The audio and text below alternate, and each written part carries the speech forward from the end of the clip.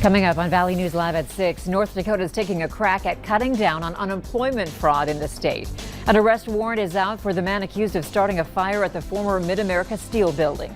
Plus, the defense wrapping up its arguments in the Derek Chauvin trial with the defendant speaking for the first time. Valley News Live at 6 starts right now. This is Valley News Live at 6.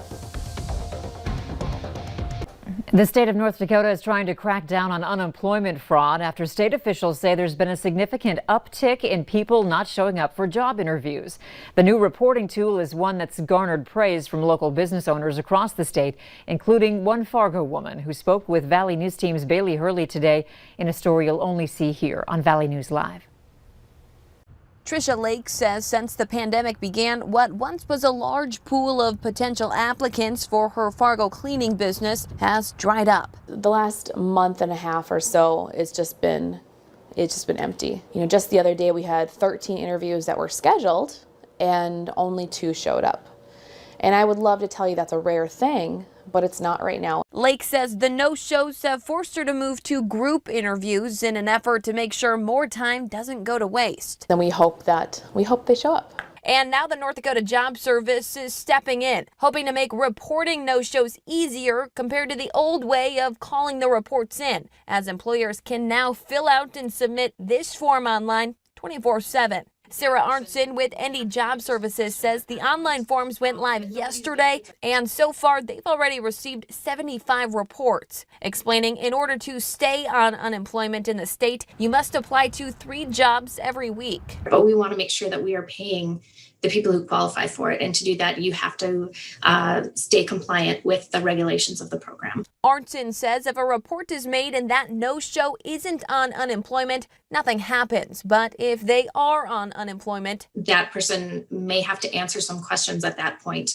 But nobody's benefits are just automatically going away because an employer submits this report. All it does is trigger an investigation. Arnson says employers are not required to report no-shows, adding so far there's no correlation showing those on unemployment are the ones not showing up for job interviews. In Fargo, Bailey Hurley, Valley News Live. Arnson says there are currently over 16,000 job openings in the state, and Lake says around 20 of those positions are for her business alone.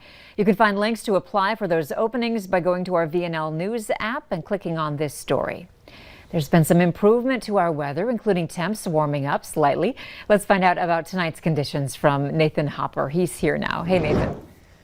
Hey, Andrea, happy Thursday to you and happy Thursday, everybody. Yes, we have seen some improvement where it hasn't been as windy, haven't seen some showers around, and we've also seen some improvement in the drought conditions across our Minnesota neighborhoods. The most recent update from the National Weather Service shows we have seen an improvement mainly across Lakes Country and into northern Minnesota, areas that have seen quite a bit of moisture in the past couple days. Even seeing some improvement is the Fargo-Moorhead area. We were stepped down one of these steps. We were in severe in Fargo, but now we're into moderate drought conditions, but our friends in Grand Forks still in the severe category, and we are seeing the extreme drought conditions now pushing further into our eastern North Dakota neighborhoods. And I'm tracking some light showers for tomorrow in these neighborhoods there into central North Dakota, but I'm not seeing enough to break any of that drought conditions, unfortunately, at least not just yet. But here's how things look out there right now. We're dry but cloudy. Seeing some clearing of the skies, at least in Grand Forks up toward Bemidji, Thief River Falls, seeing some thinning of those clouds as well, which is coincidentally where the warmest temperatures are. 50 right now in Roseau, 50 in Bemidji, 49 Thief River Falls. But Andrea, we'll talk about even continued improvement into the weekend coming up in a few minutes. Okay, thanks, Nathan. Fargo police say a warrant is out for a man involved in a downtown arson case. 18-year-old Riley Keeping of Fargo is charged with 1 felony count of conspiracy to commit arson for his role in a fire at Mid-America Steel late last month. That building sits at 92 NP Avenue. A warrant is currently out for his arrest. The other 2 suspects in the case are juveniles and will not be named. Fargo police say they are still searching for the suspects involved in another fire at Mid-America Steel last weekend. If you have any information, you can text your tip and keyword Fargo PD to this number, 847-411, or call the investigations unit, 241-1405. The IRS writes off billions of dollars in tax debt every year, and much of that is from companies and wealthy people. How some people can get away with it and some don't. It makes no sense. Our national investigative team asked the IRS just how much debt it has erased and found out who's getting let off the hook. Tonight on Valley News Live at 9 and 10, what the agency says when asked about all the money that's going uncollected. And if you need help uncovering an issue in your community, call our whistleblower hotline. We'll do our best to get to the bottom of it. 237-6576. You can call and leave your tip. The legislature will decide if a last-minute proposal for a state-financed amusement and theme park along I-94 would be an economic boom for the area or if it would take taxpayers for a ride. The idea that's been quietly tucked into the state Commerce Department's budget in the last weeks of the legislative session would provide $65 million in loans and grants for that proposed facility. It would sit on state-owned land adjacent to I-94 in Jamestown. The majority of North Dakota lawmakers have been supportive of expanding gun rights this legislative session, and now the House has approved 2 more gun-related laws. One of the bills includes a study of ammunition and firearm shortages. It would look at the causes and the impact on North Dakotans. The Senate also approved this resolution but made several amendments on how the ammunition shortage is impacting law enforcement, hunting, military, farmers dealing with predators, and wildlife management.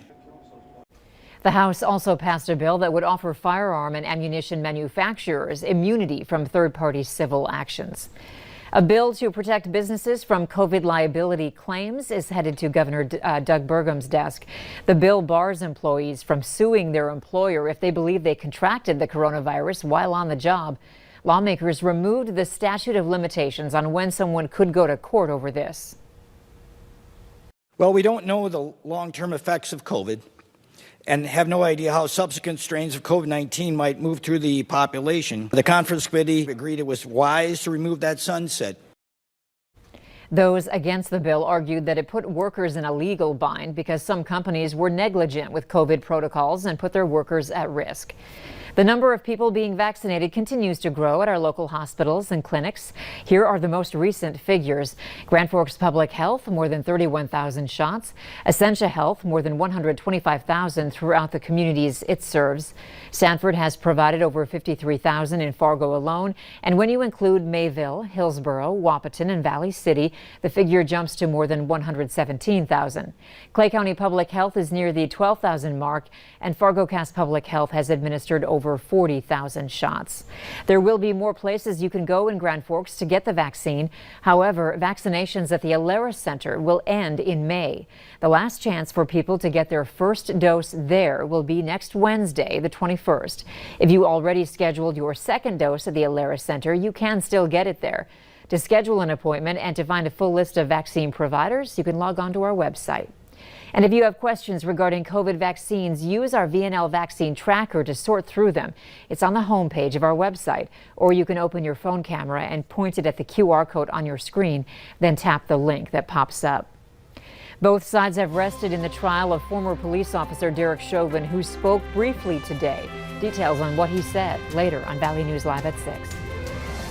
And for your Thursday evening plans, I expect those clouds to persist in Fargo. Temperatures cooling through the 30s with only a light north wind around 10 miles per hour or so. And then in Grand Forks, seeing some better sky conditions. You can see the sun peeking through just a little bit there. I also expect those temperatures to cool through the 30s this Thursday night in Grand Forks. But I'll break down your hour by hour next.